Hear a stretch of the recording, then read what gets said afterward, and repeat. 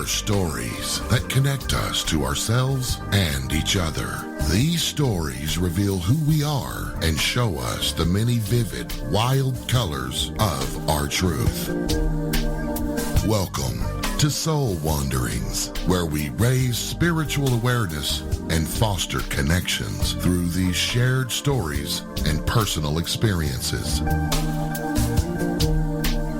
And now, exclusively on KGRA Radio, I give you your host for Soul Wanderings Radio. Here's AJ.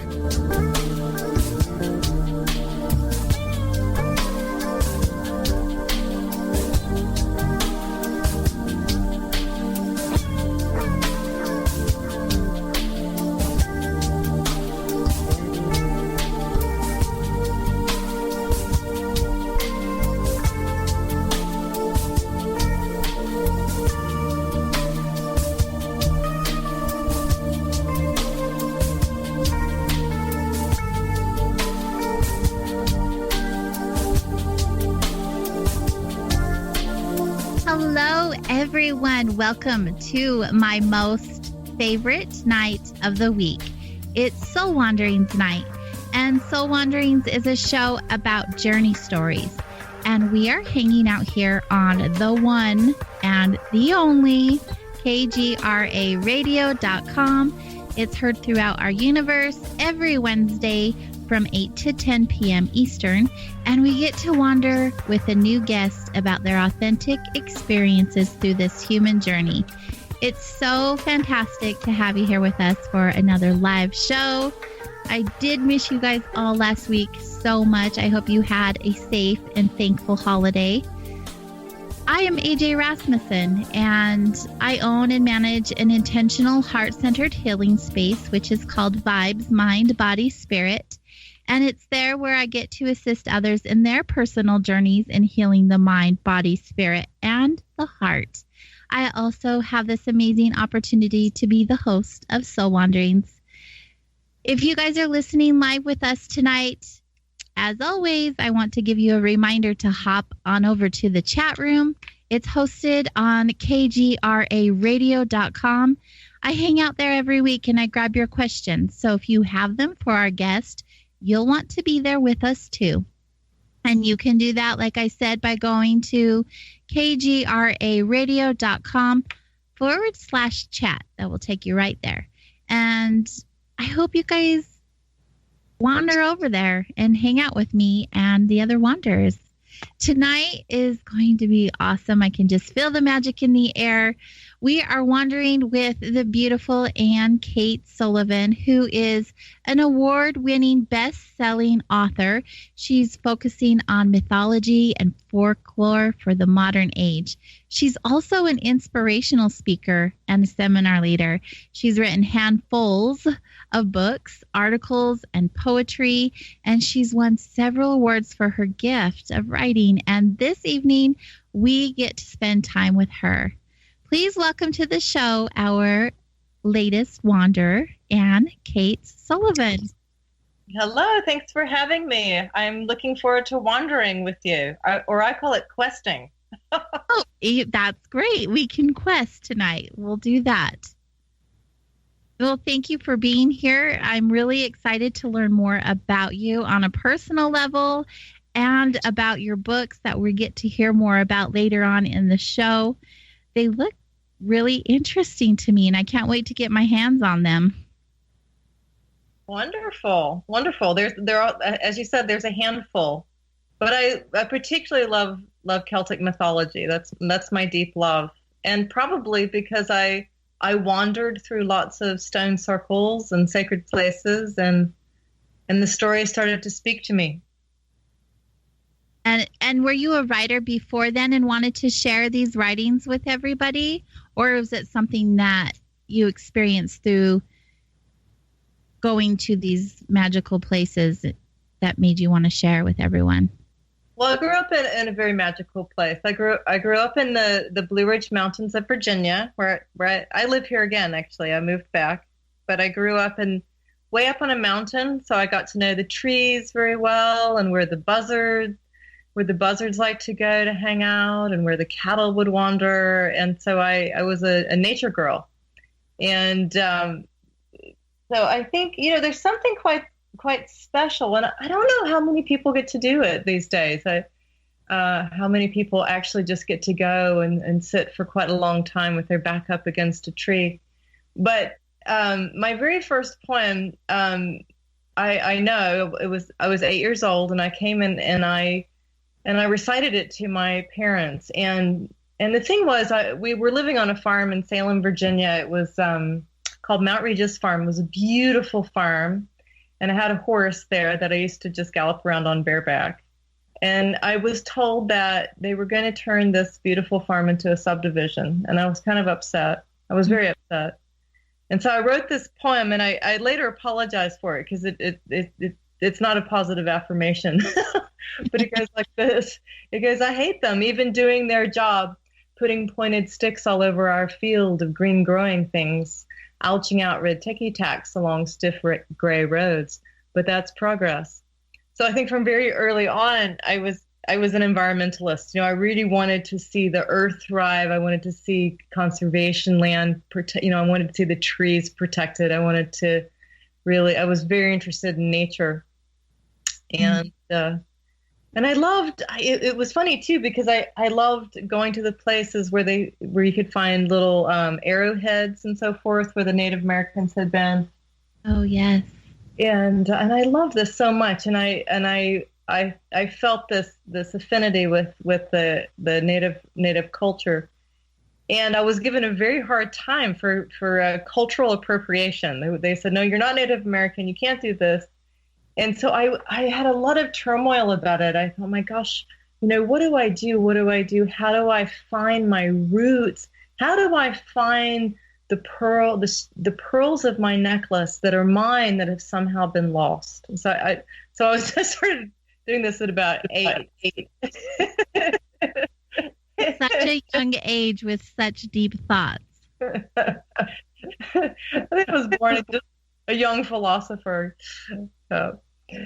But anyway, I luckily I had a wonderful father who was a philosopher and a writer, and a mother who was a painter. And I was and I was given a lot of awards for my writing early on, which was beautiful. So I was able to actually graduate I went to college when I was 15, graduated when I was 19. And then I was given a fellowship to Columbia University, which was amazing because I'm coming from this tiny town. Fincastle was actually population 400. So I'm going from there. Very small. New York City, and meeting all the great writers of the day. Susan Sontag was there, and Derek Walcott, and Joseph Brodsky, and just wonderful. James Dickey even came up from the South. I think I was the only one that could understand him. It was quite special. I was I think the only Southerner that happened to be there in New York, and most of the other students had gone to Harvard or gone to other Ivy League schools. And so I was in this new mix of people. It was very exciting. It was very exciting. A lot of ideas were exchanged. And I just really had this feeling that I had to go find the pearls of this necklace that had somehow been lost. And I wasn't even sure exactly what it was. It just kept pulling me like a dream. Mm-hmm. And then I was offered an overseas research award to King's College London. My uncle lived there at the time, and he was an expert of photography at Oxford. And so I decided to go and live there for a while. And I loved the culture, and I was so excited because I went, finally, there's a native culture that I'm actually part of. I'm 99% Western European bloodline, and I can actually fall in love with the native culture of this land. And so I hunted for a lot of relatives. I knew we have a land grant, a farm with a land grant in Virginia, and supposedly was given to the family in 1668, so before America was founded. Oh, wow. So I got to go up to Barenberg Castle, where the Foresters were from, and see where we had where my ancestors had come from. So at that point, I really started to fall in love with Arthurian legend, and had a great curiosity about the Holy Grail and what that was. Was it Mary Magdalene, or was it the cup of the divine feminine that somehow was lost or went underground, or was it something else? That was when I started questing, and actually questing will take you all over the place, but that was the beginning of the quest. So it sounds like you've always had this curiosity for learning more and wanting to know, like, why and what is this and where is this from and how does this feel? I think that's true. That's from like really small, when I'm 4 and I'm like, I'm going to learn how to read now. And yeah, I think this is really important. I always remind my children too, it's a good insight that you had there, because I am very curious. And I think as long as we're curious, as long as we stay like, you have to be a little childlike to do it, a little bit innocent. But as long as you keep asking questions, it's like the world opens up for you, and this sort of magic will open up. The landscape will open up for you in this very special way, and then all of a sudden you're like Alice in Wonderland, So it's fun. Having a sense of curiosity definitely does change your perspective, and keeps you young. Absolutely. Absolutely. And there's so much to be curious about too. There's so many different avenues, so many different ways you can go down. Yes, for sure. So when you were a young girl, what was one of your memories that stood out most to you as an aha moment in your discoveries? Well, let's see. There are so many, but what comes to mind as you ask me were these moments. I had this horse that I used to ride, and I used to wanted to find out what it was like to gallop in the darkness. Maybe with a full moon, so I could see a little bit, but just what it was like to feel the horse breathing, and to feel like my arms outstretched, and to just feel what it was like to gallop on the moon rays, So I would go out and do this. I think I would terrify my parents, but I would go out, and do these things. And it was like, I had this feeling that there was like this wind under my wings, under my arms. And that in some way, as long as I stayed connected to the horse and connected to the land, that I would always be carried in some way. I think it was the first time I really felt guidance, that there really was guidance. And also when I was in the woods, that would be another time when I would feel a presence. And I know in the beginning it would startle me. I would go, I would wonder, is it, are fairies real? Are nature spirits real? Or do trees speak to us? And because we live in this very materialistic culture, but I was really having the sense that actually there's a very animated universe. This universe is very animated. There's a lot that's going on, and then if we're very gentle, if we're very sensitive and curious, as you said, then some of these mysteries will start to open up for us. If we go in with a lot of judgment and a critical mind, we don't believe in things, we shut it down. But you can go a different way. It's like the way, like if you think about just the way that you would approach a horse, like if you like, or a dog, when you go up to a dog and it doesn't know you, you just spend time with the dog for a minute, so it gets to know you, and it knows that you're not going to hurt it, and then the dog will probably wag its tail and come and sit next to you, Mm-hmm. And I think it's a little bit like that when you start going to sacred sites.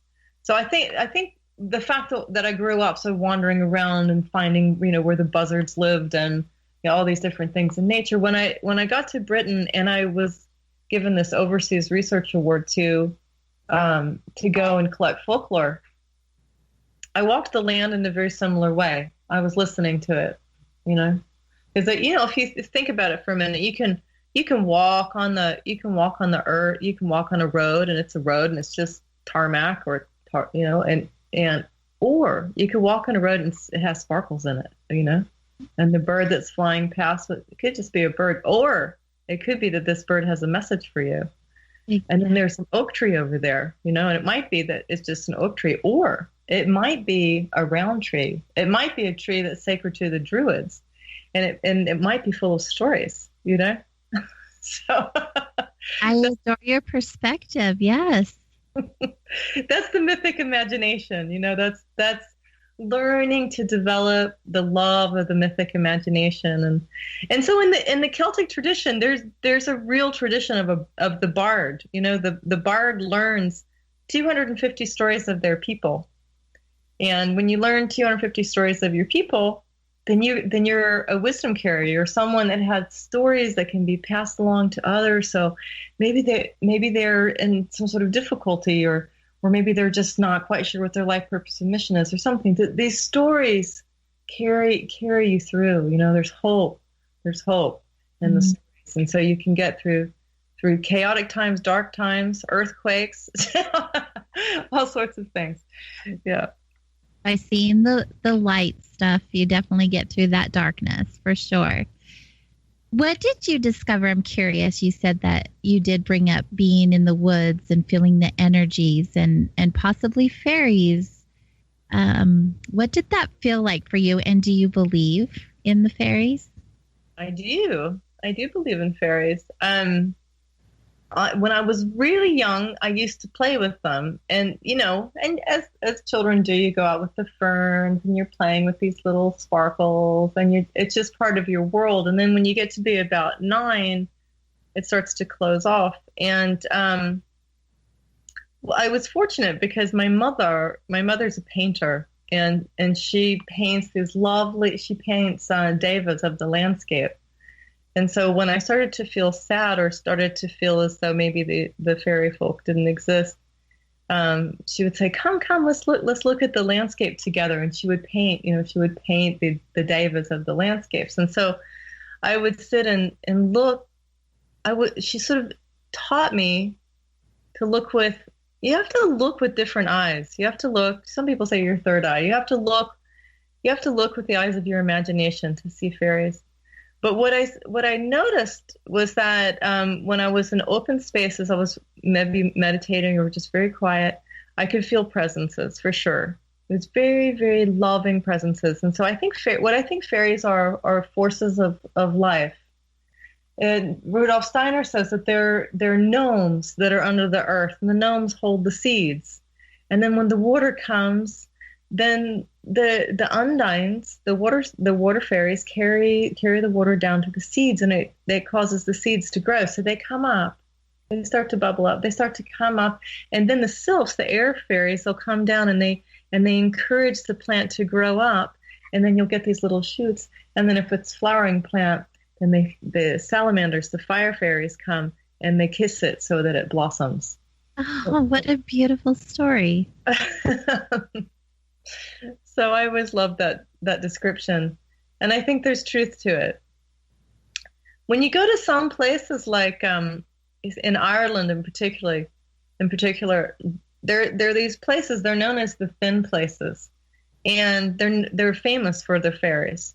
And I went one time alone, and no one had really mentioned that there were fairies there, but I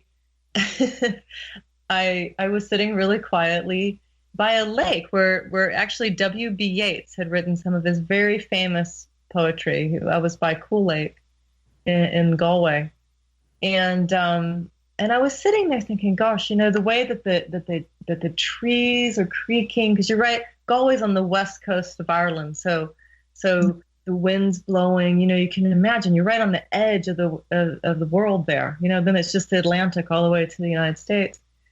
And so I'm feeling the wind's blowing, and I was trying to imagine. I was entering this sort of mythic imagination, wondering what it would be like to be the famous poet W.B. Yeats, and to write the Wild Swans of Cool, or the song of Wandering Angus, who loves care and has to turn into a swan in order to find her.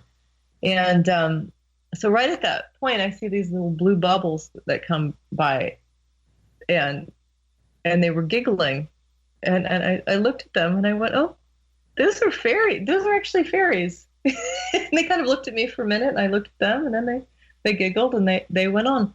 And I thought, my goodness, there is such a thing. There is such a thing as a fairy. So if we really want to cultivate this relationship with fairy folk, with the light beings that are part of the land, then we can. In the Celtic tradition, they make these raggedy trees. That's one way that you start. So they take a tree. It's usually a rowan tree, and you tie little wishes on the tree. Or you put little coins, and these trees are supposedly they attract the fairy folk, and so it's very much a part of the Irish tradition. In fact, when I was young, I really loved Irish stories, like traditional stories. I remember my great grandmother would share some with me when I was quite young, and she would always talk about the fairies, always. Yeah, and I've always been fascinated with them since then, because that was my childhood, learning about the fairies. Yes, I think that's really important. Oops, there's feedback there. I think it's really important to visit these places if you can, if it's possible for you to take a trip to Ireland, or there are places in the United States too where you can feel the fairies, like around Mount Shasta and lots of places. But there are also these very famous ones known as the Sidhe. Did she tell you the stories of the Sidhe? I don't recall that. No. So I believe so. There are many in Irish. It's sort of a myth and history. So there's a wonderful book called the Labor Gabala, which is Gaelic for it's basically the history of the invasions of Ireland, and it begins with the arrival of Césaire. But then, as time goes on, these tall, beautiful beings come in, and they're known as the Tuatha de Danann, and the mother of them is known as Danu. And Danu is a self-created goddess, so she's created herself out of all of the elements. And because of her deep love of the earth, she creates the other members of the Tuatha de Danann. So the ones that we would know would be, some people know Bridget. A lot of people know Merlin. So they created these tall, beautiful beings. And so a lot of the fairy tales and the myths of Ireland come out of this tradition of Danu, the mother goddess. And then, you would go visit the mother goddess, and if she loves you, or if she's connecting to you, you might smell roses. That might be a gift that comes from the other world. So they were a race that supposedly existed up until about 1700 BC, when they went into the underworld. The underworld in the Celtic tradition is not a hell realm; it's a parallel universe. And so they say this is why, this is part of the tradition of Ireland. They live in this parallel universe that sometimes you can tap into if you go to some of the old places. And people now call them the Sidhe, and the Sidhe it's spelled Sidhe. So there's some very famous ones that people know and they call to still. Bridget being one of them, and she's also called Bridie or Breed, and she was considered a goddess for a very long time, and she became over time known as Saint Bridget.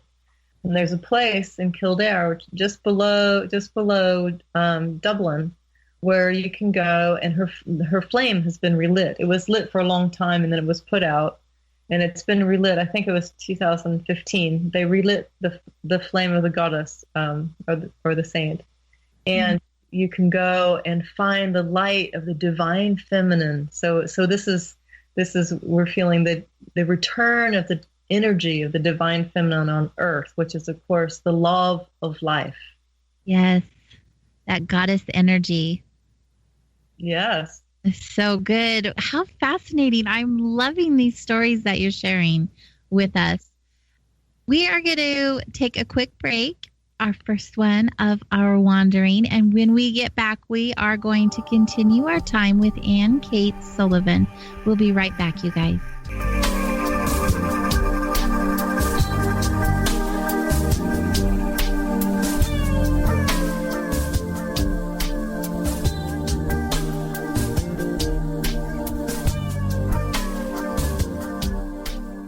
Where will you be this September 13th through the 15th if you are a critical thinker seeking answers to questions like, what are aliens? Are they demons or visitors from other worlds? Do they have an agenda? And if so, how do we stop them from interfering in our lives? Then the place you need to be is Branson, Missouri, inside the Mansion Theater, as Gen 6 Productions presents The True Legends Answering the Alien Question Conference 2019, featuring writer, explorer, and filmmaker Timothy Alberino, author, lecturer, and filmmaker L.A. Marzulli. Is our planet being prepared for reseeding by non-Earth entities? Find out from publisher Mike Adams, UFO investigator Chase Kletzky, investigative reporter George Knapp, world-renowned researcher and author Steve Quayle, and many more. Reserve your seats or order live streaming now at gen6.com.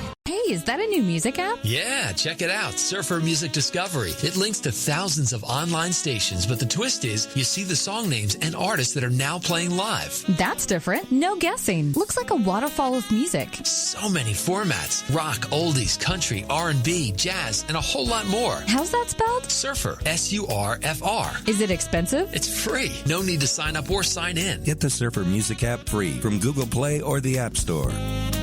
Feeling sluggish, bloated, gassy, and, well, you know, want some relief? Try Life Change Tea at GetTheTea.com.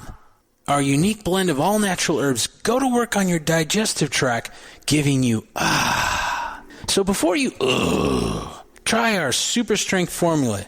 It does a great job removing intruders that jack you up.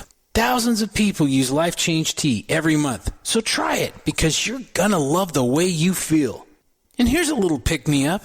Order now and receive 10% off your first order by entering in 10 today in the coupon code. That's 10 today in the coupon code. Go to getthetea.com. That's getthetea.com. Enter 10 today in the coupon code for your 10% discount. Wow, feeling good never felt so good. Get some tea love at getthetea.com. Changing America one tea bag at a time. Whoa.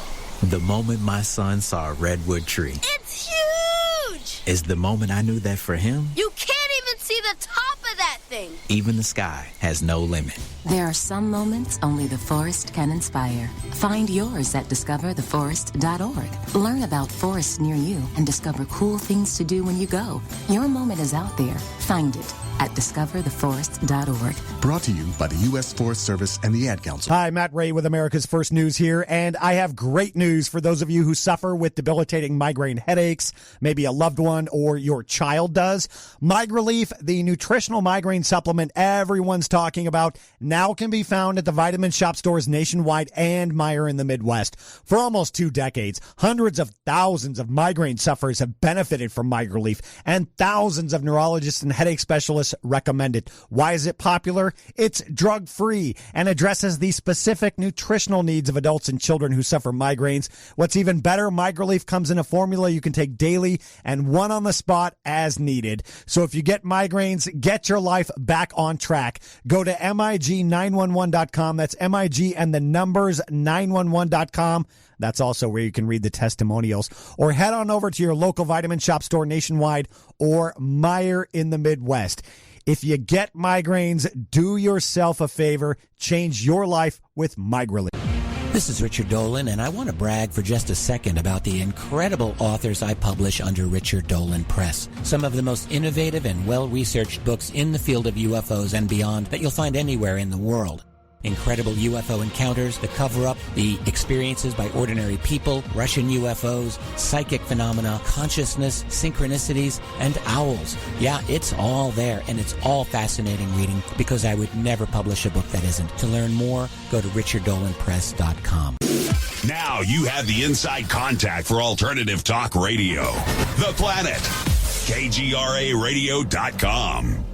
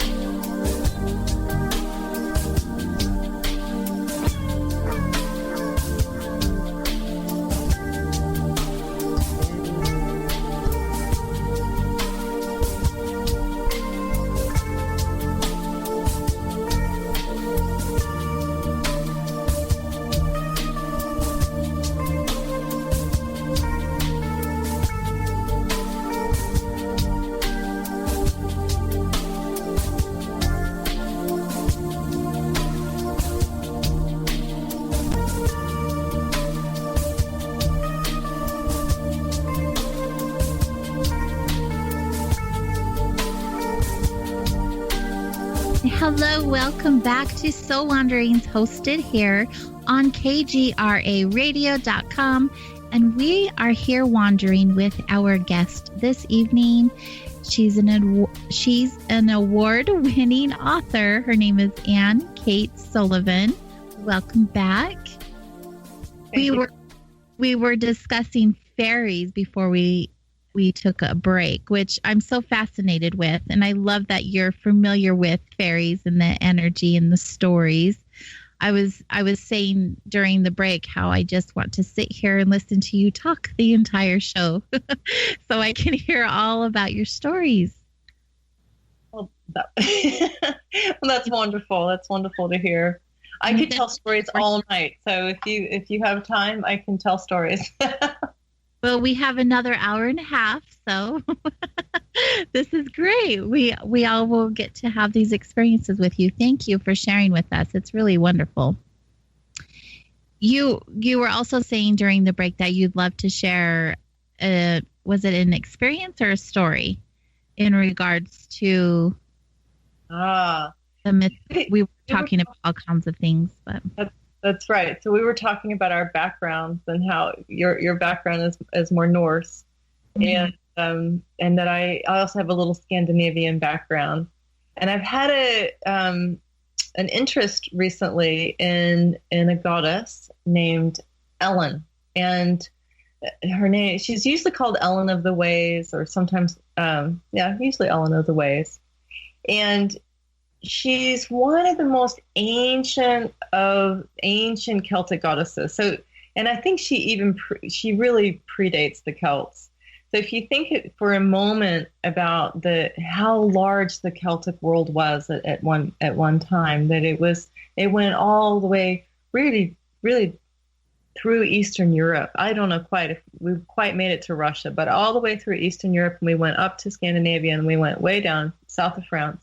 Mm-hmm. And way out to the west of Ireland. So there was a huge Celtic world at one point.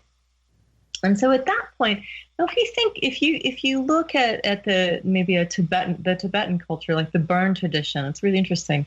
They still honor the goddess. There's a goddess tradition that's still alive and well and has been for 18,000 years. Mm. you can begin to taste that in sort of some of the more remote places, like in the west of Wales and west of Cornwall, the west of Ireland. And so when I decided to look for, now when you go questing for a goddess, that's really interesting. You learn her stories, and if you learn a little bit about her, and there are various stories, but some people say, this was actually fun, that she's from Russia originally, and that she had reindeer antlers. Yes. Okay. Yes, that's her. Right. And so, and the reason that she had these beautiful reindeer antlers, so female reindeers do have antlers. Most female deer don't, and most does don't, but female reindeers do have these beautiful antlers. So they would say that she would fly through the sky at night and listening to the stars, the way that the stars would sing. And if you could maybe jump onto her back and you could fly with her, which would be some of what, maybe the Celtic shaman would do this, or the shamankas. They would jump onto her back and they could fly between the stars, and they could go through and they could find all the gemstones and essences and all the beautiful qualities of their soul. And so when she would arrive back in the morning, they would come back. They would come back whole, or sometimes maybe they would ride for another person who had soul loss, so they would ride through the stars. So she had these antlers. They were able to listen to the way in which the world sings. It's such a beautiful thing. And so when you're questing for Ellen, she's very shy, but she's also really available. She's the Shakti. If you think about her, the Shakti, the life force, the feminine force of the planet, or of that particular. I think she's regional, but that's a pretty large space from Russia to the west coast. And she might, who knows? I imagine she could fly through along the boreal forests of Canada and along the Appalachian Mountains and so forth too. But the thing about Ellen, I knew that there was a road called Sarnhalen, and it was an old Roman road. And so there was how we go through incarnations, once upon a time, I think she was the original Santa Claus. She would fly through the universe. She would help you find your gifts, so the original. Makes sense. Right. Yeah. So anyway, so we know they come back. Each generation will have another Ellen. She'll appear in a slightly different form, but she'll still carry that same magical gift. Mm-hmm. And so I knew that during the Roman time that Helen married Maximus, and that there was this, and she said yes, she was going to marry this Roman soldier.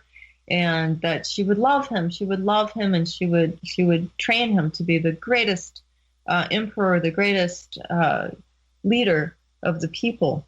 Because you see, in the Celtic tradition, a man can't rule as a king, or he can't really be a true hero unless his woman deems it so. The goddess of sovereignty has to choose him and say, yes, you're the one to lead. And she knows, she knows if he can wield his power correctly. So I went with my friend Jennifer Chapman, and we went into that. So I had these maps. I was trying to be, I do have a PhD. I was trying to be a little bit academic. So I have these maps. This is where she should be. We should be able to feel the presence of Ellen in one of these places. But when you quest, this is what's important. You get your maps, and you know who you're looking for. And you learn her stories, and then you have to just turn it over. You have to turn it over to the magic of the universe, And so if her guides are going to take you towards her, then she'll call. So we started out in Oxford, and I was talking to John Matthews and Kathleen Matthews, who are John is England's expert on Arthurian legend. He's written 200 books. Oh wow, that's a lot. He's an amazing character, and his wife Kathleen is a Celtic shamanka, and has written 70 books herself, and an expert in Welsh mythology. So I thought, going and they said, well, Ellen is a little, she's hard to find. You have to just walk that direction and see what happens. But if you go to the old cairns, if you go to the old places that the Druids know, you might get you might just get the scent of Ellen. So I said to my friend Jennifer, she goes, do you know, look, we had a car, so that we did have that, but she goes, do you know where we're staying? I said, no idea. We're going to have to listen to the way the wind is blowing, because that's where we go. You know? That's been said. So Jennifer forgot her jump in the UK. It's a jumper, a sweater. She forgot her. So we went back into this house to get it. And the woman goes, oh, you're going to Wales. Well, the most beautiful place there is Bettws Coed. And if you go there, you'll feel like you're entering Lord of the Rings. It's just where Tolkien would walk, so his poetic imagination would blossom. And I thought, well, that's it. That's where we're going. So she even gave us the name of the hotel. So we go and we spent the night. We wake up. Oh, it's beautiful in the morning. You have the mountains. Snowdon is up to the north. It's absolutely beautiful. And then to the west, I knew that actually it was to the south that the Saint Helen was there. So we start driving through, and I found a Llewellyn Castle, which I thought was amazing because I have in my lineage goes back to the Llewellyn kings. Oh, neat. And then at the castle, somehow I went, oh, of course. Now, the Llewellyn king could only rule as the king because Ellen would deem it so. And I saw this shining road, and I was like, this is it, the shining road. And so we found ourselves walking on this ancient path through this beautiful old growth forest in Britain. And the rocks were so magical. They looked like they had faces in them, and there were these giant toadstools. and as we walked, Jennifer looked at me and she said, she's with us, isn't she? And I said, yes, she is. You could feel the presence of the ancient ones coming. And, and that's the time when you say, oh, please tell me the story. Please tell me the story so that I can enter this world, so that I can learn how to walk gently upon this earth like you. And so we actually wound up following her to this cairn that's in Anglesey. And so Anglesey is a little island off the west coast of Wales. And so the Druids, so once upon a time, before the Roman invasion, the island was called Mona, and it was where the Druids were trained. Now, Druids were really they were the priests and priestesses, the spiritual energy of the Celtic lands. Mm-hmm. And they were kind of demonized by Caesar. When an invading army comes in, they have to demonize a people, and because they have to kill them off. But these people were actually they're called Druids because they were known as the people of the oaks. They were the wisdom of the oaks. So they knew the language of the trees. And so as we were going through, I was learning the old language known as the Ogham. And so they look a little bit like runes. Mm-hmm. You'll see them on stones, but usually they're carved on branches of trees. And so there's a whole language of the trees that you can learn as you go through.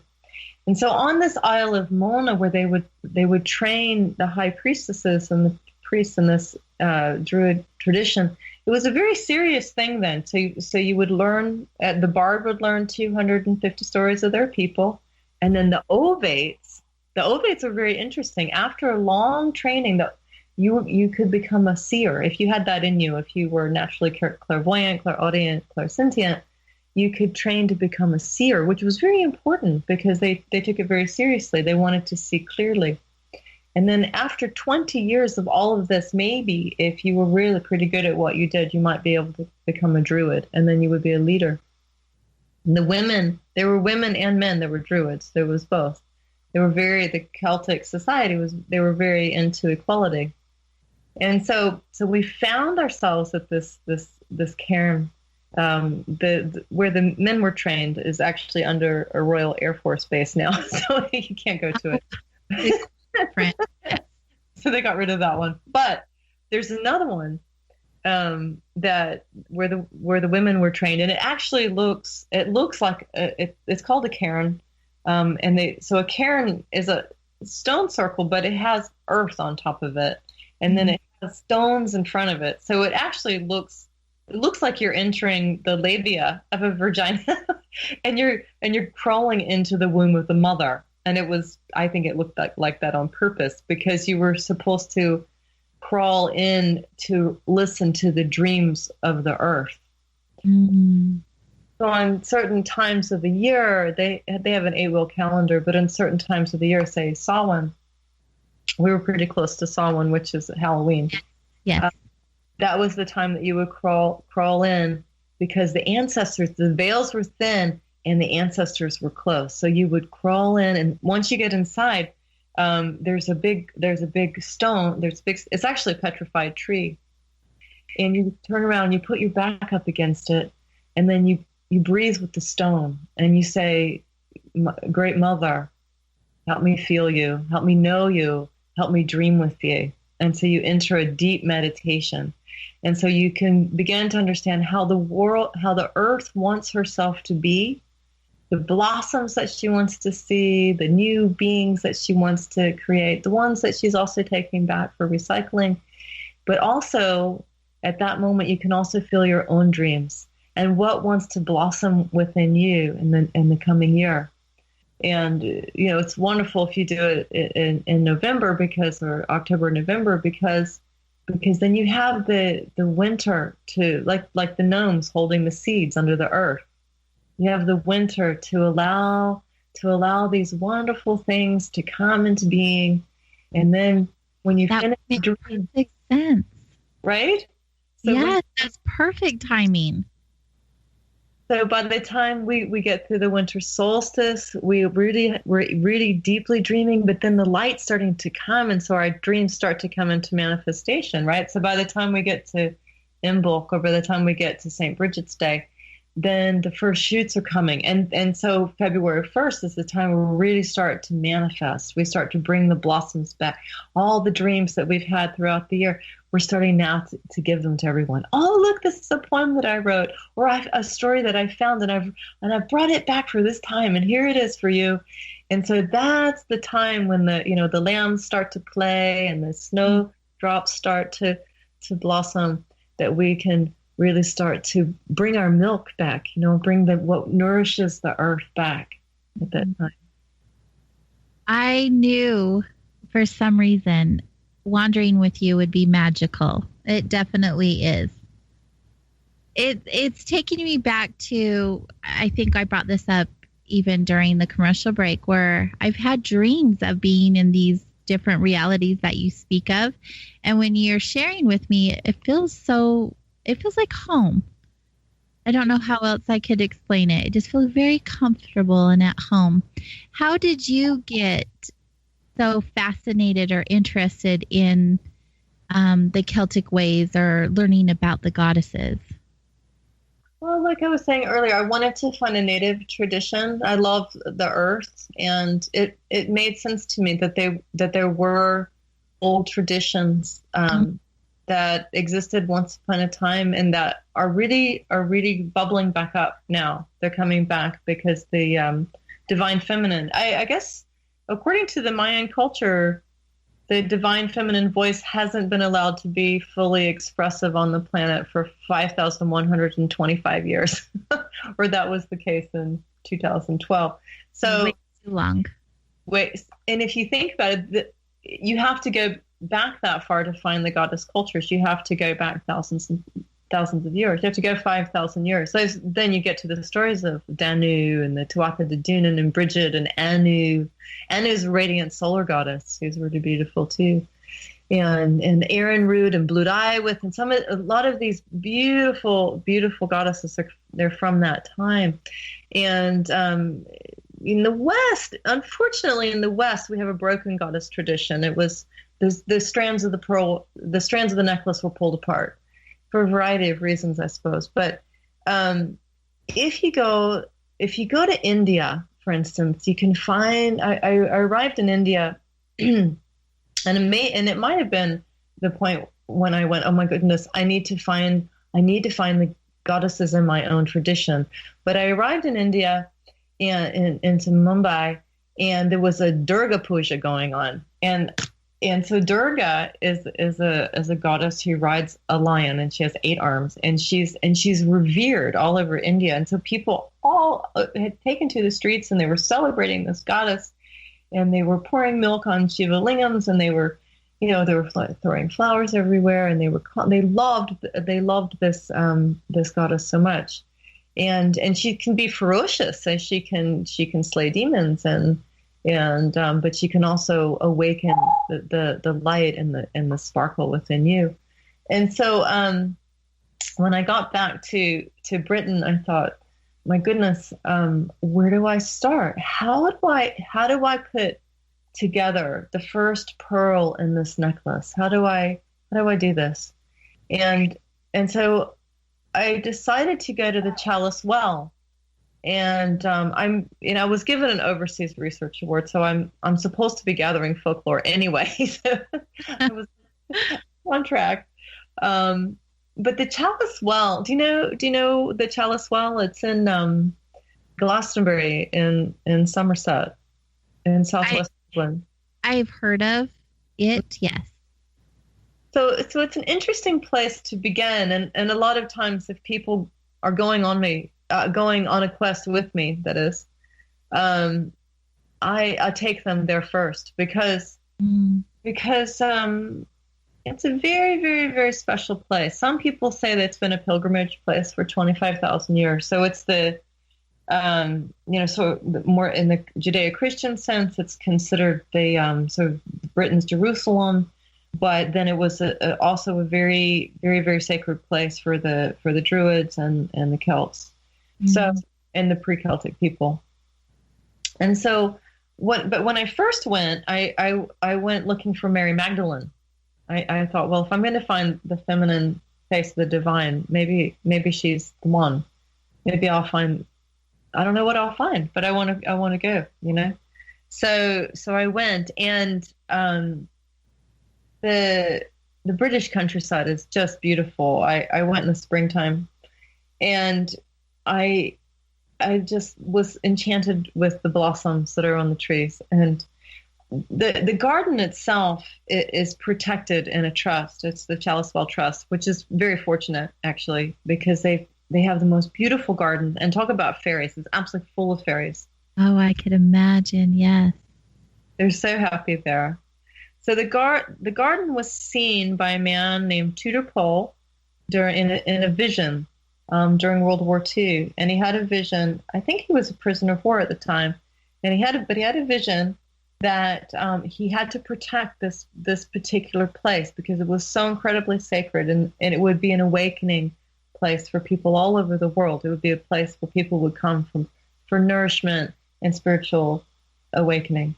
And so when he got back from the war, he managed to purchase this place, and there were all sorts of miracles, healing stories around the place, all sorts of miraculous things that happened. But one story was that the Grail, the Holy Grail, was kept. That's why it's called the Chalice Well. That it was carried over from the Middle East and was kept there. Now, some people think of it as an object, that the cup is an object, and it might be. There might be an object, because there are many, many sacred objects that you find in Norse mythology, and there's the cauldron of abundance, all sorts of things. But it seems, the stories there, it might be, according to esoteric Christianity, that Mary Magdalene escaped, and she was pregnant with Sarah, and so she came with Joseph of Arimathea, and so at one point there was a tree called the Holy Thorn, and it's on the hill. It's called the Dragon's Back, and so there's this beautiful tree. It would blossom in the winter instead of the summer. But the story was that Joseph of Arimathea came in 1 AD, and he put his staff there, and it blossomed. And so soon afterwards, he founded the first church. Now, in that esoteric tradition, Mary Magdalene was meant to be the church. She was meant to be the one, and the daughter, Sarah, some say, was the daughter of Jesus and Mary Magdalene. And so it was the holding place of Sarah. So that tradition, who knows, it's hard to tell what's true and what's not true, but that particular tradition is very strong in that place. And so when you go in, you have a very strong sense of Sarah and Mary, and also then the veils begin to peel back. So I spent weeks and weeks going to this well and just meditating. And when you look down, and the thing is, I had this very deep longing to find the feminine face of the divine. And people would say, why? God is everything. God is genderless. And I said, no, but there's a tradition of the feminine that was lost. And it's really important that we find it. We have to string the pearls of this necklace back together again. And so we have to start finding her faces. And so I would go and I would peer into the well. And if you peer in, it's got a grid on it now, but the water's black. And if you peer in, you sort of feel this updraft. And so if you sit long enough, you start to feel the presences that come out. Now there are nine ladies of the lake that are associated with that well. And so the hill that sits right behind it is called the Glastonbury Tor, and there are many stories about that too. Underneath there's Gwyneth Neath, who's Lord of the Underworld. Celtic Underworld is not a hell realm. Celtic Underworld is where you take care of the earth. You take care. The dead can go there, but they're just journeying through. It's where you take care of the seeds and the dreams and so forth. So Gwyneth Neath is the Lord of the Underworld and friend of the fairy folk. And then when you go up to the top, it's got St. Michael's Tower. And so it's more associated with dragons and angels and so forth as you go up to the top. So the Tor, if you wind up, you can wind up 7 times. It's supposed to balance all 7 chakras. And when you get to the top, if it's your time, it's said that you can awaken to who you truly are. And so when you come back down the hill, then you go into the well, you see, and then you have the feminine mysteries. 25,000 years of feminine mysteries in that well. That's all there is. No big deal. And so if you sit by 25,000 years of feminine wisdom, you begin to find the different pearls, you see? Right. The many, many, many different things. Add to your necklace of your journeying that you were so curious about. I can see how you have become such an amazing, powerful writer. I should say goddess. You are such a goddess because you are hanging out with like goddesses as yourself. It's really neat how you've had these experiences and not just have wrote these stories, but you've actually had the experiences to back them up, which I find is really interesting and very fascinating. And when we get back from our next break, which we get to have now, we're going to learn more about the books that you have written from your tales. And when we get back, you guys, I can't wait to hear more. What about you? We'll be back here in just a few moments.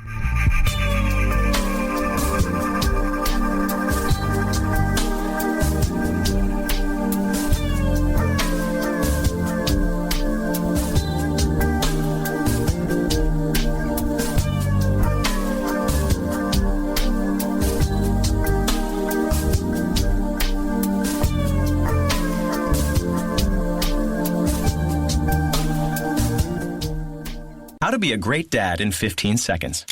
Bike ride, go fish, walk in the park, phone call, milkshake, play catch, picnic, fly a kite, tell jokes, laugh, talk, read a story, tell a story, bumper car, swing set, bowling, pillow fight, cut loose, stay tight. Whew.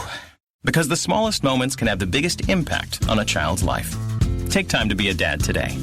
Call 877-4DAD-411 or visit fatherhood.gov. Brought to you by the U.S. Department of Health and Human Services and the Ad Council. This is Richard Dolan, and I want to brag for just a second about the incredible authors I publish under Richard Dolan Press. Some of the most innovative and well-researched books in the field of UFOs and beyond that you'll find anywhere in the world. Incredible UFO encounters, the cover-up, the experiences by ordinary people, Russian UFOs, psychic phenomena, consciousness, synchronicities, and owls. Yeah, it's all there, and it's all fascinating reading because I would never publish a book that isn't. To learn more, go to richarddolanpress.com. Are you intrigued by Paranormal Talk Radio? You'll love the new Paranormal Radio app from TalkStream Live. You'll find a great selection of talk shows covering UFOs, ghosts, strange phenomena, and much more. Download the Paranormal Radio app now and start listening to the very best in paranormal talk entertainment, including the network you're listening to right now. The Paranormal Radio app, free in Google Play and the iOS App Store. It's not a lifestyle we chose. We were born this way. KGRAradio.com.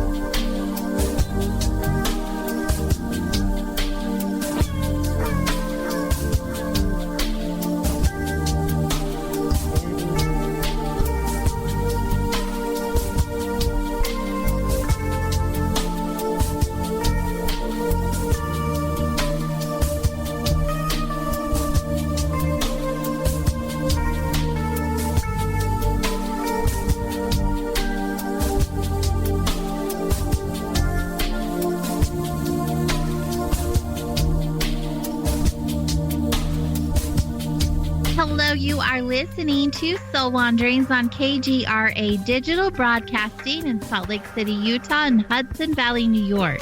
And you can find Soul Wanderings here as well as on many other platforms for your convenience, like iTunes, TalkStream Live, iHeartRadio, Spotify, Spreaker, the list goes on and on. So make sure you check out one of the shows here hosted on KGRA Radio for your listening pleasure. And also, you guys, make sure you check out the official KGRA Radio on YouTube. That's where the latest show archives are being placed. You'll want to check them out. You missed the live show? Head over there. But wherever you guys are joining us from tonight, here live, welcome. We're happy to have you here wandering with us this evening. We are having, as I predicted, a magical wandering with our guest, AynCates Sullivan. And before the break, we were learning more about the Chalice Well and the magic therein, which I'm so glad you brought this up and this experience that you had, because I had heard about the Chalice Well before, and learning more about it, I'm definitely going to do some research because it's fascinating, the energy and the stories that are behind this place. It is a magical place. And actually, we were talking about how the flower of the ages is starting to actually blossom now. The goddess is returning. And in cultures all over the world. Mm-hmm. I wrote a book called Heroines of Avalon and Other Tales. And so Avalon, we were talking about the Chalice Well. And when you peer into the well, that you can find the pearls of this lost goddess wisdom, the lost feminine wisdom. And it starts to just come to you. It starts to come. And you have to, in the West, you have to intuit it. You have to, I mean, you can learn a certain amount. There's certain goddesses you can find about in the Mabigyan, the Labra Kabbalah, and these old books. But but you also have to be an ovate in the Celtic tradition. An ovate is a seer.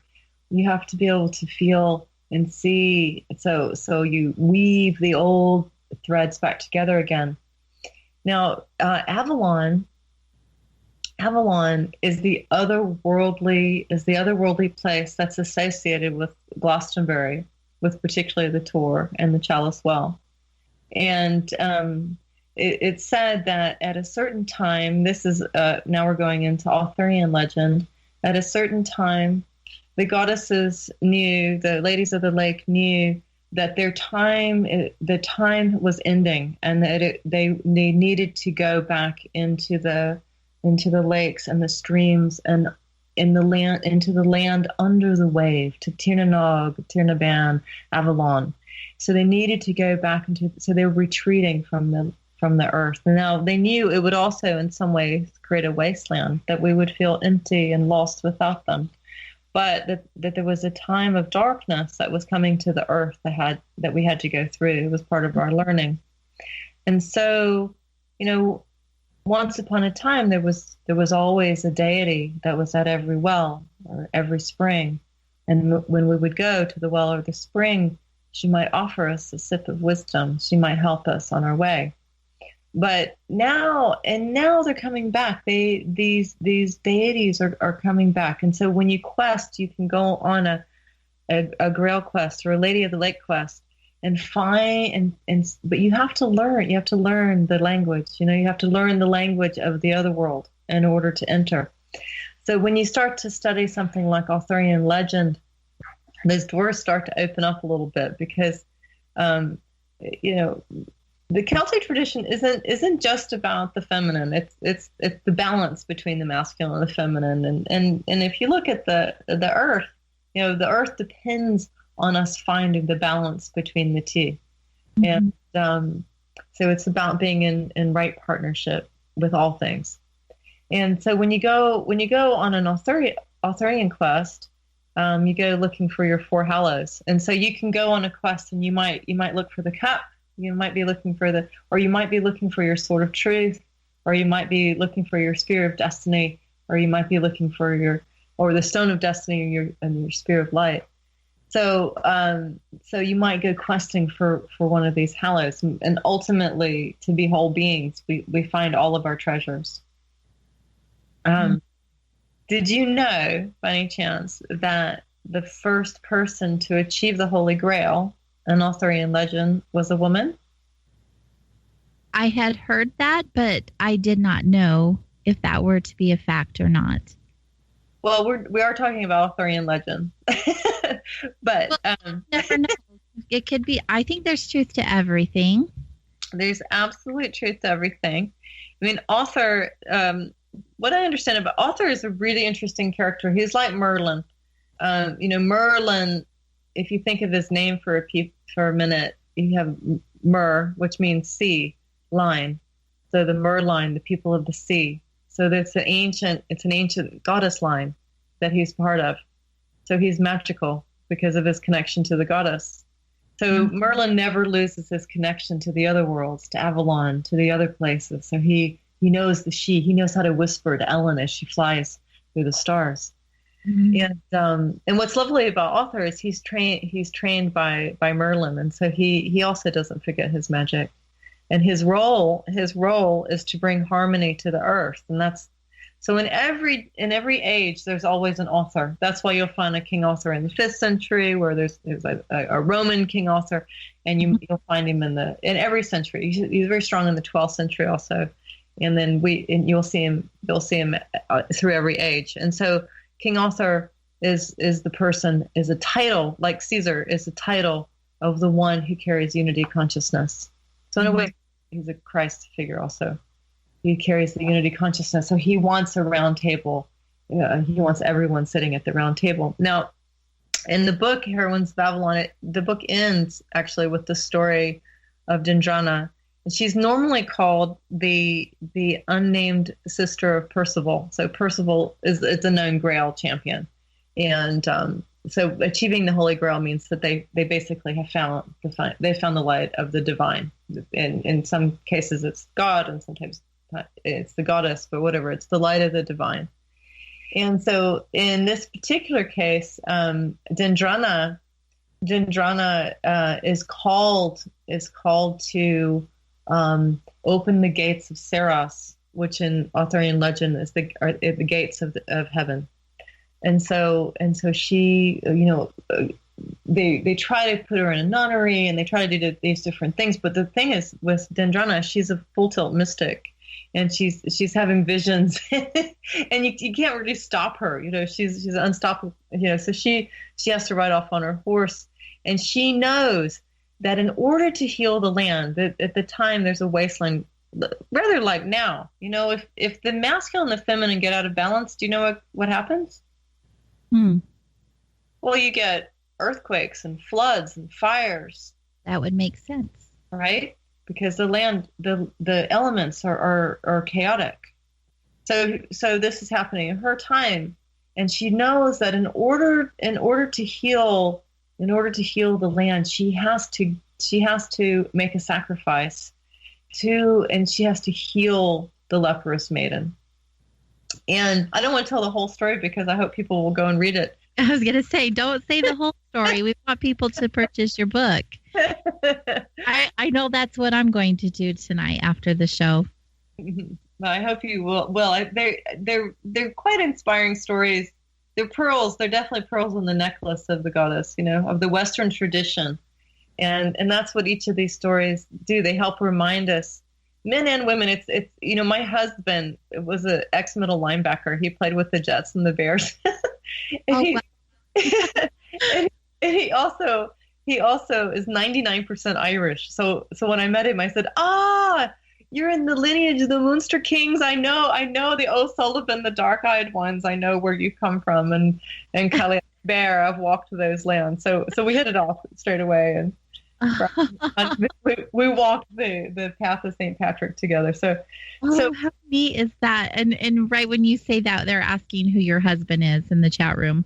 No, his name is John Sullivan. Okay. Yeah, John Sullivan. He's still Hall of Fame. What a power couple. He's lovely, and he's so fun because he goes, oh, this is fantastic. I'm going to go and I'm going to find my inner goddess. And I just, I love that he's man enough to go and do that. It really is neat when men do want to get involved in that way and want to tap into that energy. It's really delicious, actually. It makes for a great relationship.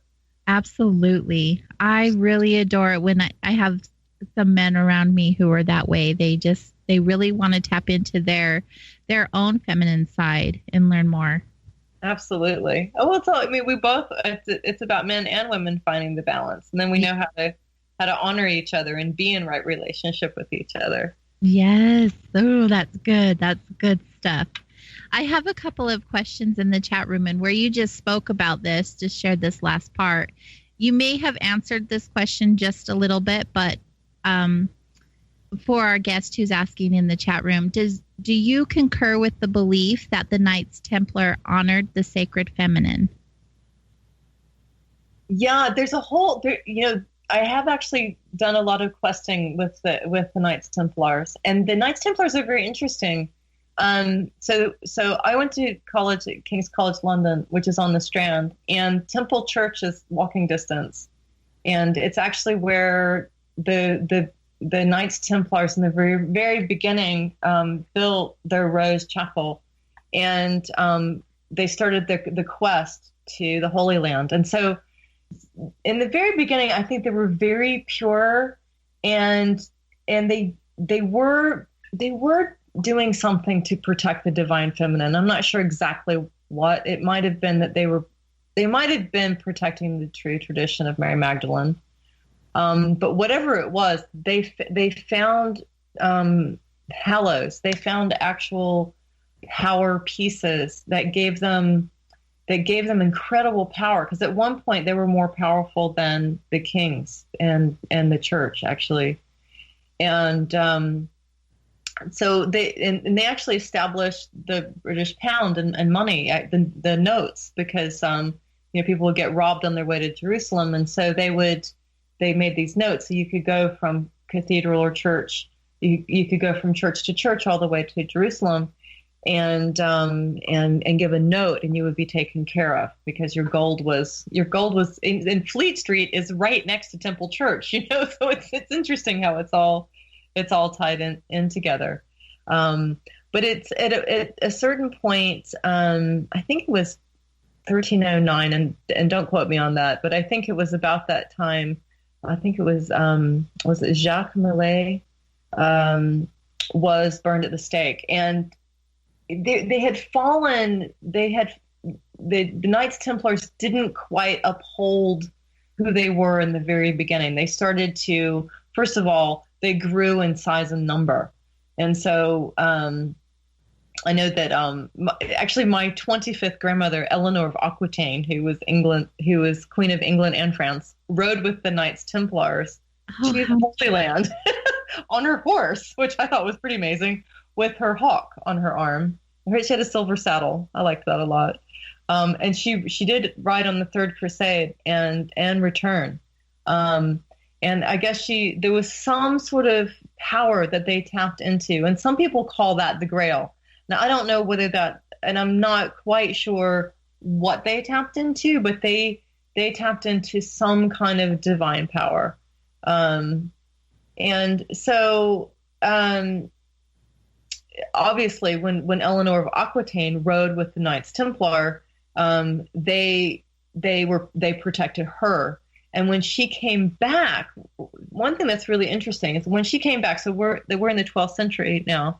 When she came back, she insisted that the stories of the Holy Grail be told throughout all of her kingdom. And so her kingdom at that point was from Scotland all the way to south of France.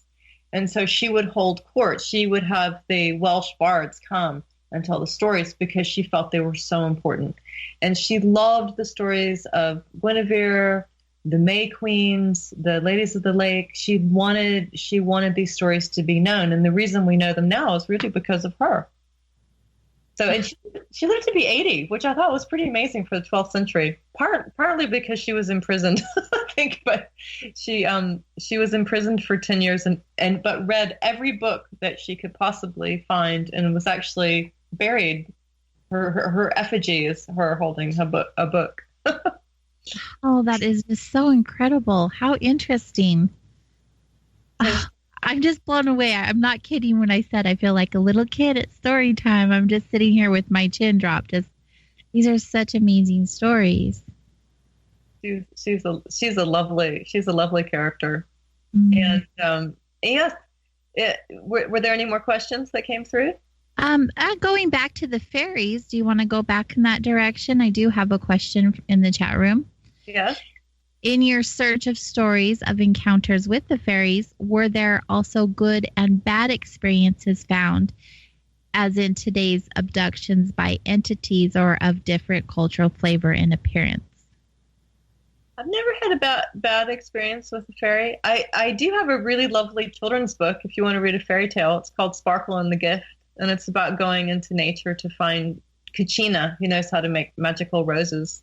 That's actually really fun. That's definitely a children's tale, but it's really fun.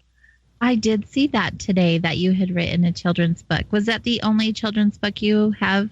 Oh no, I have a bunch. I have Ella and the Light, who's clairvoyant. Ella's Magic, Ella learns to fly through the cosmos to heal, and a story that my most successful book is the story of Becoming, which is a fable for all ages. I thought it was a children's book, but it's a spiritual fable. But it's the story of an apple tree from its perspective, and it's a magical tree, so it can make dreams come true.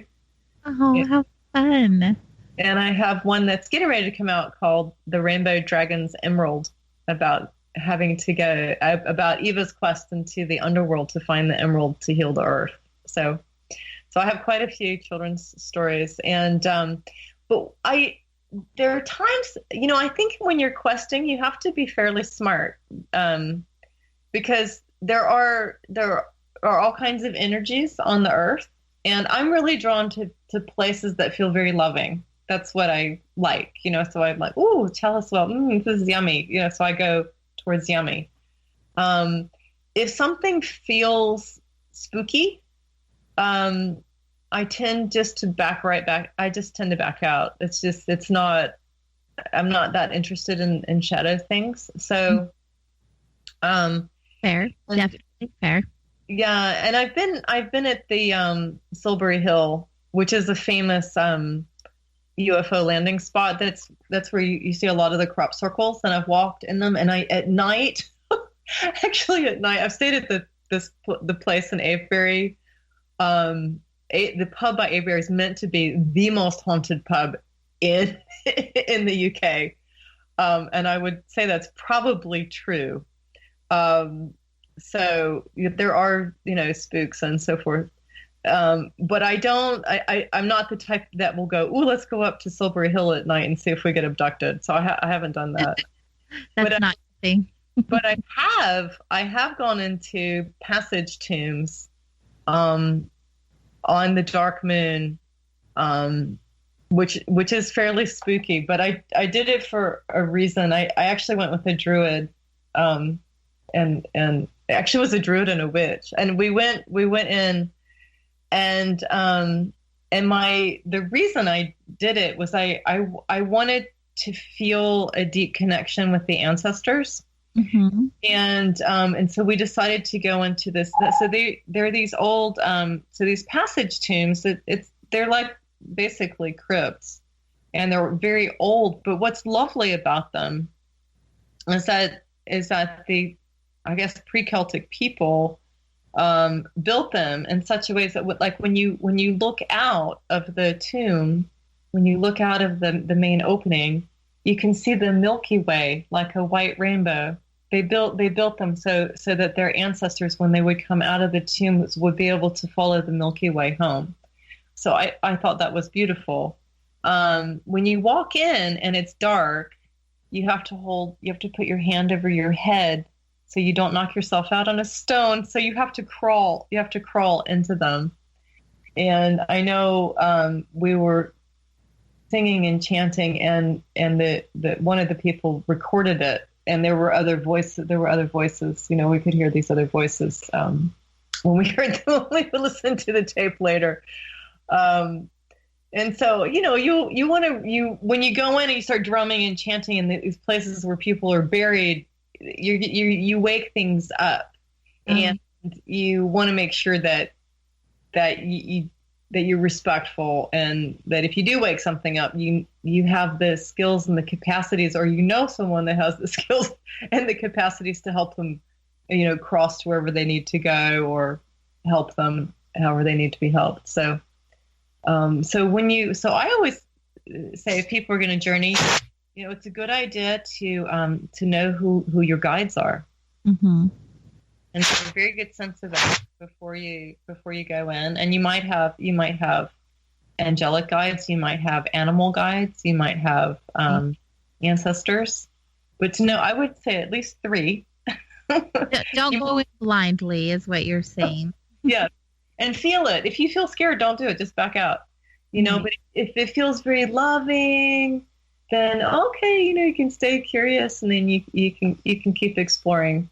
But there are plenty of stories about Black Annis, who used to drag children and drown them, and the Twyla Tig, who are kind of vampire mermaids, and so there are these stories, and they probably exist, but I don't attract that. So right, you're gonna stay and play in the light with the fairies, right? The light fairies. I do understand there's some that really like humans.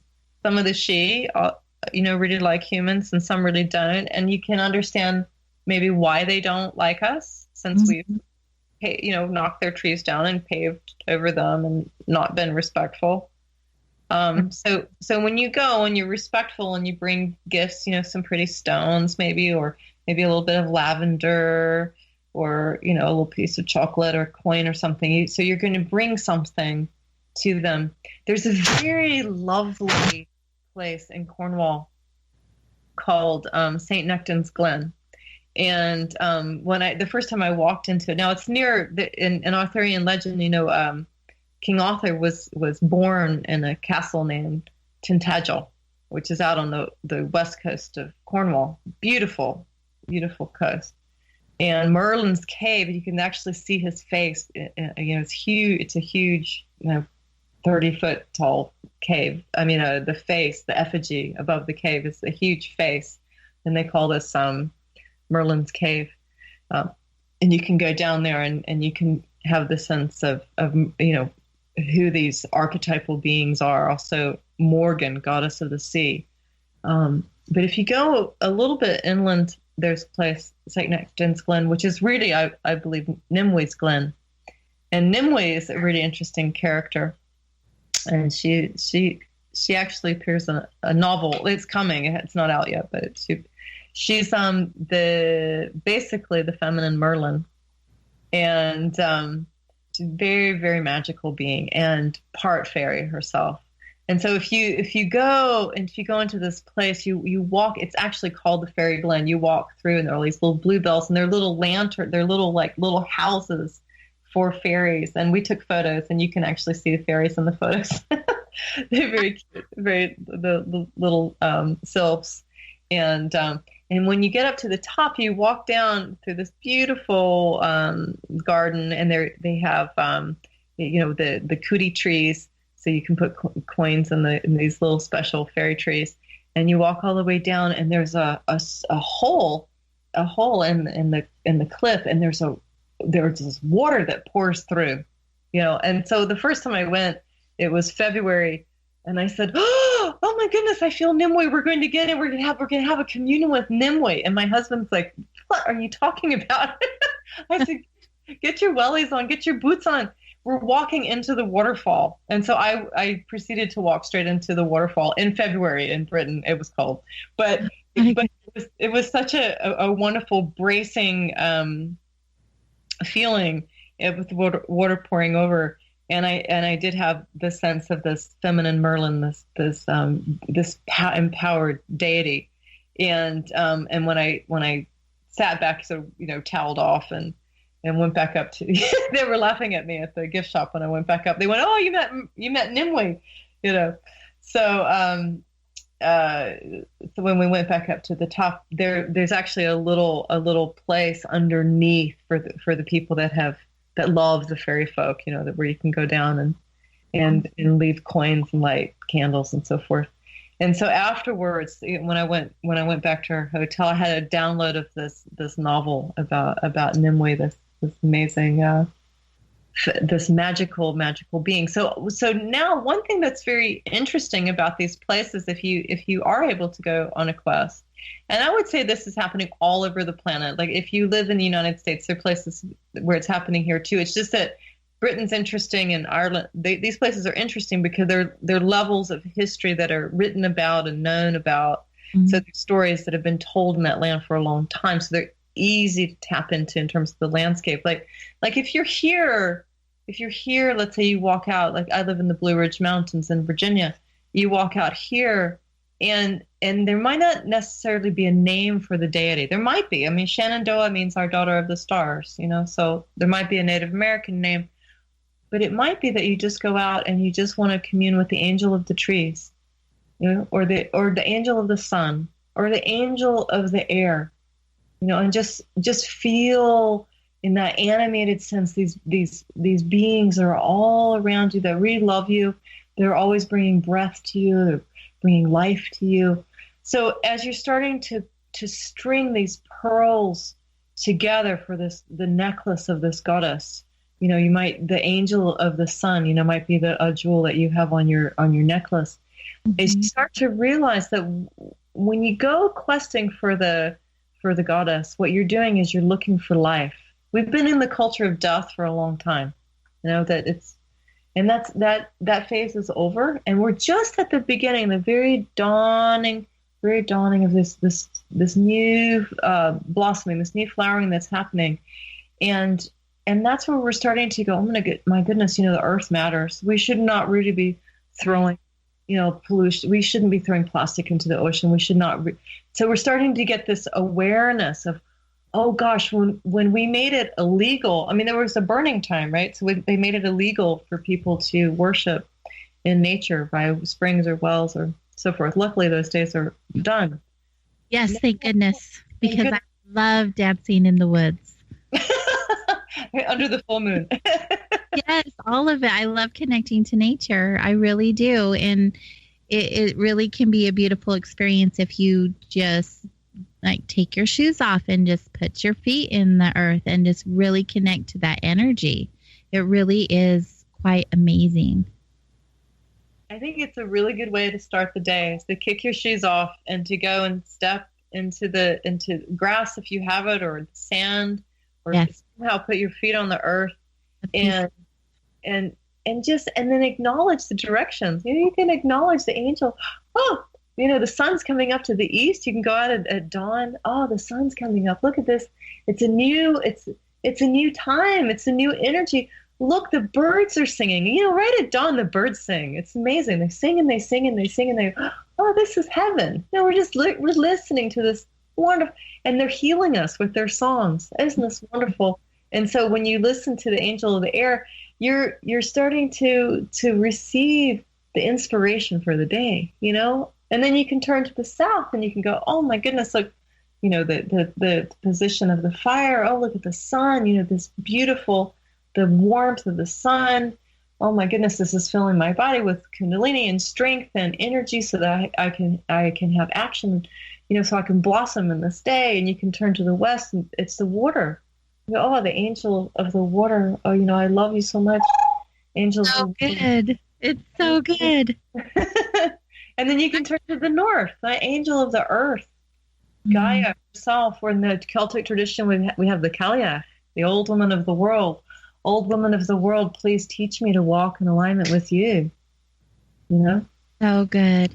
I've totally lost track of time. We're going to take our last break for the evening. And when we return, we will get to share more time, just a little bit more, unfortunately, with AynCates Sullivan. We'll be right back, you guys.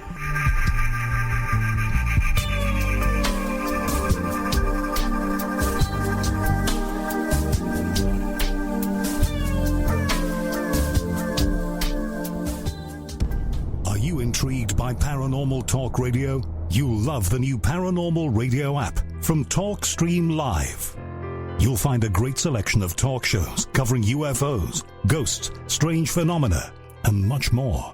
Download the Paranormal Radio app now and start listening to the very best in paranormal talk entertainment, including the network you're listening to right now. The Paranormal Radio app. Free in Google Play and the iOS App Store. Hi, Matt Ray with America's First News here, and I have great news for those of you who suffer with debilitating migraine headaches, maybe a loved one or your child does. MigraLief, the nutritional migraine supplement everyone's talking about, now can be found at the vitamin shop stores nationwide and Meijer in the Midwest. For almost 2 decades, hundreds of thousands of migraine sufferers have benefited from MigraLief, and thousands of neurologists and headache specialists recommend it. Why is it popular? It's drug-free and addresses the specific nutritional needs of adults and children who suffer migraines. What's even better, MigraLief comes in a formula you can take daily and one on the spot as needed. So if you get migraines, get your life back on track. Go to MIG911.com. That's MIG and the numbers 911.com. That's also where you can read the testimonials. Or head on over to your local vitamin shop store nationwide or Meijer in the Midwest.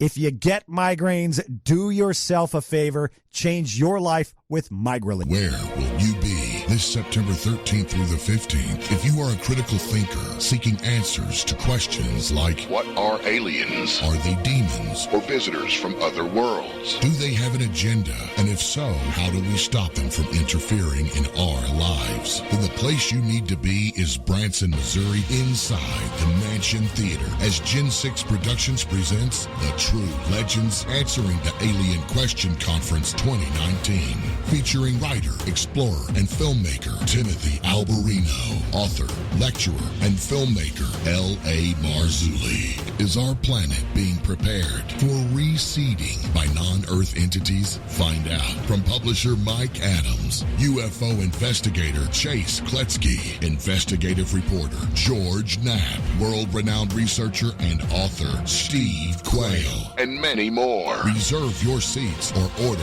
live streaming now at gen6.com. You listen to us, and we listen to you. And so does the CIA. KGRAradio.com.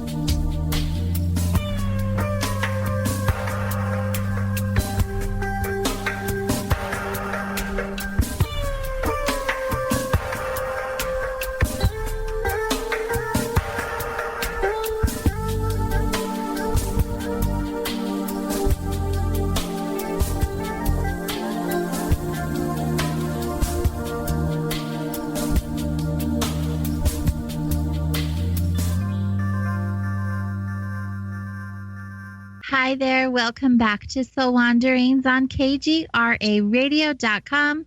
I'm AJ Rasmussen, and our guest this evening is the beautiful AynCates Sullivan. And wow, we have definitely had story time this evening. How many of you are just sitting here waiting for us to get off a break so we can hear some more? I know I have been anxious because I can't get enough. I was even saying during the break how after the show, I know exactly what I'm going to do. And that is hop online and purchase these two books that Anne has been sharing with us. But Anne, we talked about the heroines of Avalon and other tales. Tell us more about Legends of the Grail, the stories of Celtic goddesses, which is the second book, right? Well, you can read them either way. The heroines of Avalon and other tales are stories mostly based in Britain. A lot of them are Welsh, from Welsh mythology. Mm-hmm. The Legends of the Grail, stories of Celtic goddesses, they're actually really old stories. And I know sometimes the title throws people because they say, Legends of the Grail is not the King Arthur's Cup. And actually, this particular book is about questing to find the pearls of the goddess, and so to sip from her cup. So the Grail, in this sense, when you look at the book, it will make sense that they're 7 different goddesses, and we sip from her cup, her Grail. So we learn about her. We spoke in the beginning about Danu, the mother of the Tuatha De Danann, the mother of the tall, beautiful people of Ireland, now known as the Fairy Folk. And one thing that's really fun in this book is it begins with the first story. The first full story is about Caesar, who is the granddaughter of Noah, and she's in the wrong lineage. She's not allowed to board the ark. And so, what would you do if you were with Noah and he said, no, you can't get on, you're going to have to drown, you can't get on the ark. She thought about it for a while, and now, his hair is blowing and her hair is blowing, and she's very switched on. And she goes, well, I think I'll just build my own ark. And so the story comes from the Liber Gabála. So it was considered the original history of Ireland. But so she built her own ark, and she puts 50 friends on and her herd of horses, which is very important. And she sets sail. And you can imagine, the wind's blowing and there's a terrible storm, and then she's terrified. She's out in the middle of this ocean, and what do? You have to throw the light of your heart out. And who grabs it? Who is able to hear her cry? It's Eru, the goddess of Ireland, who grabs the light of her heart. And Fintan, who becomes known as the great poet who survives. There are all sorts of stories of Fintan, how he becomes a salmon and so forth to survive.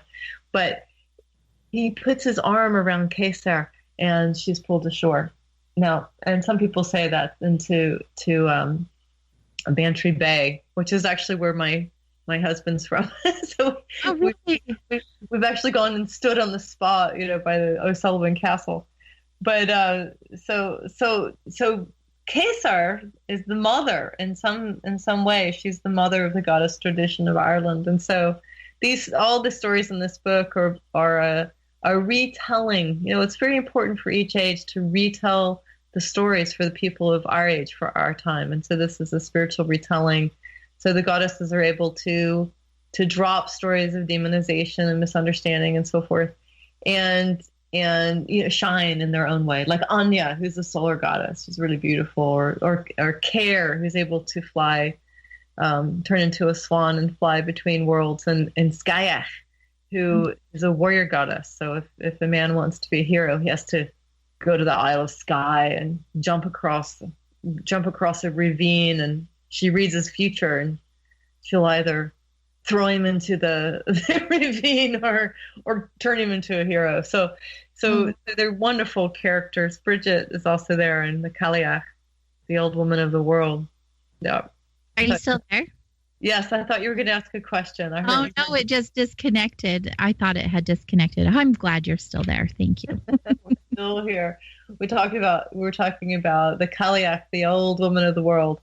And so in the Celtic tradition, there's a certain time in your life when you might just feel like you've lost your skin, or you're just not, things aren't right. You just haven't found your life purpose and mission. You don't know why you're here. It feels like there's some sort of emptiness in your soul.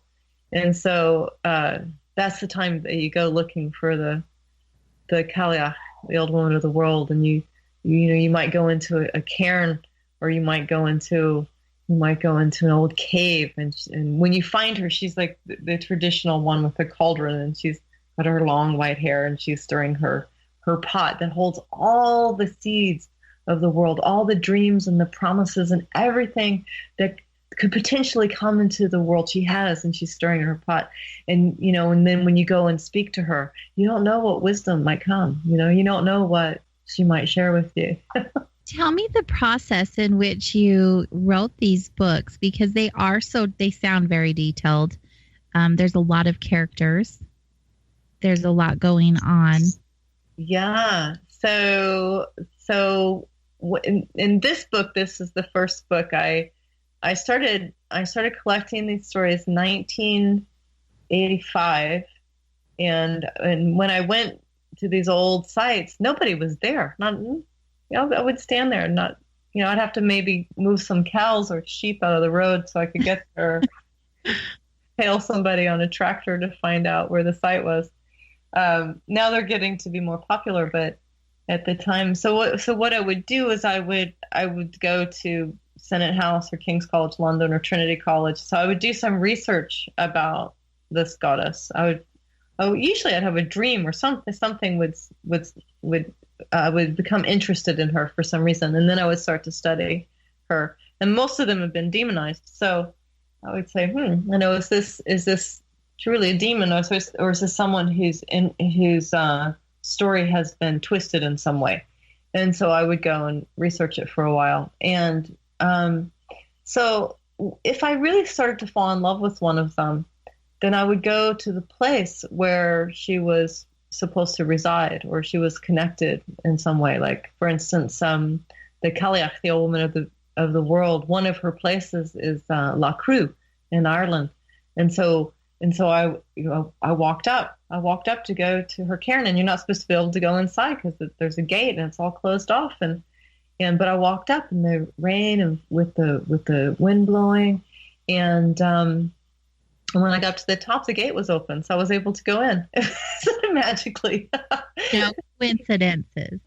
No coincidence. And you go inside, you crawl into these earthen mounds, and she had three. There are three rings in there, and so I would go into these places and I would ask for permission to tell the stories, and I would wait until I had a feeling of, usually it had to be loving, or I'd smell roses or something, so something very positive.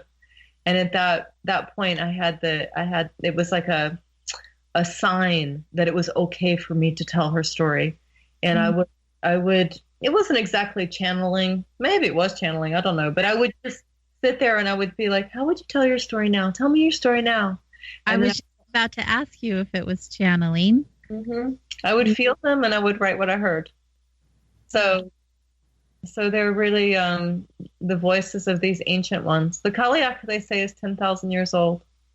And so when you go back and you get in touch with someone who has roots, you also, it impacts you in a way, yourself personally, because you also feel your roots growing deep, like a tree, deep into the earth. And you begin to feel your place in this world. So the goddess is important. We've had very transcendent religious practices for a long time. And I think what's really important now is I also honor all those traditions, but also to turn around and love this planet and love this earth and love each other. Right. And, really, is there a particular goddess that you resonate with most? Well, probably Anya or Anu, and her old name is Anu. Because she's an ancient, well, first of all, her name is like mine. One way to say it is Ayn, or Anya, and or Anne, right? So she becomes Saint Anne in the Christian tradition. So she's a solar goddess. She shines her light in her own way. She asks her questions, and she is daring. She's bold. She loves. She has all kinds of quests that she goes on, but I love the fact that she's not frightened of her brilliancy, and she shines her light in her own way. I could see how you would resonate with her. Yeah, she's really lovely. I look at you in that same way. The very little that I know about you, just from your photos, you have this amazing light aura, very summery feeling. Always the light. Light and happy. I really, really like it. Let's make sure everybody knows how to find you and all of your books. So my website, if you look up AYN, which is my first name online, I'll probably pop up. But my website is AynCatesSullivan.com. And you can find me on Facebook or Twitter or Instagram. And I have all kinds of quests, all kinds of stories on there, loads of books. Mm-hmm. And I hope you'll go. And if you're interested in a quest, or if you're interested, I work with some authors too. I'm also a publisher, Infinite Light Publishing. So I work with people who are writing spiritual books. And so anyway, so I hope, and I have a newsletter you can sign up for too if you're interested in that kind of. What is your newsletter about? I usually write about, I don't do it so often, it's about 4 times a year, sometimes more, but I usually write about the quest that I'm going on and the next book that's coming. So right now I'm working on King's Heroes and the Goddess of Sovereignty. And so I share some of the quests and the stories. And then if we're doing quests, then people, sometimes people will join the quests in Britain or Ireland or even in the US. And so you can find out how to do that. And also on my events page on my website. So if people want to join it, it's always fun. It's fun to find, this quest that it's about finding your own gleifiosa, the gleifiosa in the Welsh tradition. That's your own inner knowing, that you have a beautiful essence about you. All of us have a beautiful essence, and we can tap into that. And the essence is the part of us that is not only the part that's real, but that it goes on forever. And when we tap into the old woman of the world, when we tap into these things, you start to realize, oh my goodness, these stories have gone on forever, and so do we. We absolutely do. Wow, what an enjoyable and memorable time that it's been spending with you. Thank you so much for your time. Thank you so much for having me on the show. It's gone by so quickly. It does, doesn't it? I like to ask my guests before we leave to wrap up, and where you've brought up a few times to connect to the earth and connect to the trees and all of those, all nature in general. If someone wasn't really familiar with how to do that, other than taking their shoes off and putting their feet on the ground, what is a way that you would recommend to them to get in touch with that earth energy, or even just a helpful tip into treating our earth better than they were before? Well, if you get my books, there are lots of practices in Heroines of Avalon and Legends of the Grail, Stories of Celtic Goddesses. There are lots of visualizations to connect with the ancient goddesses. There are lots of practices to connect to all the different elements. There's a description of the 8-wheel calendar and how you work with it, with all the different seasons. And so if you really want to know a lot, you can dive in there. And I've got a 33,000 year her story instead of history. It's a her story. So you can find out about our 33,000 year her story. And but the easiest way to begin is just like we were saying. You put just if you can go out and you can spend time and you just think about your favorite element. Let's say, maybe right now it's air. Maybe my favorite element today is air, and you can just go out and just be with a tree. Now there are all kinds of meditations you can do where you learn to open the doorway of the tree and you open your mythic imagination and you travel like Alice in Wonderland through the branches or through the roots, and you never know. You might meet a fairy, you might meet something else. But what's wonderful is when you can go into nature and you can spend time, your heart can expand, So, and you can discover your true nature there. Everybody just needs to slow down and take a minute. Take a minute and ground and stop being in such a rush, right? It's so good. I really appreciate you, Anne. It's been such a lovely time, as I said before. I wish we didn't have to wrap up, but unfortunately, time is up and we need to do that. Make sure you guys do go to Anne's website, AynCates, CATES, Sullivan.com. That's where you can find all of her good stuff. And be sure to sign up for that newsletter. I know I'm going to. Thanks again, Anne. Thank you. Next week, we welcome to the show Catherine Cloward and alter self Catherine the Grape. And she has written I Am Affirmation series of children's books, reminding children of their abilities and birthrights. And I felt that even as adults, we could use the reminder. So be sure to join us next week for another Wandering with our new guest. And don't forget, Soul Wanderings can be found on all the social media platforms. So support Soul Wanderings, y'all. We can do this. Make sure you support KGRA Radio. Also, you can find them on Facebook, on Stellar, YouTube. Let's continue to have these amazing conversations that brings awareness, awakening, and movement into our experiences. Thanks, everyone, for being here tonight. And as always, have a happy day.